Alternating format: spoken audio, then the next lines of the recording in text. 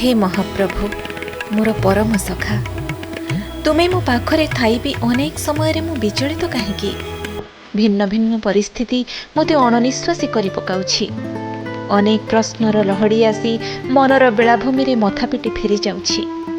सेथिरे भी मोर द्वंद्व को प्रश्नटा आग पचारिबी आ कोटा पछरी।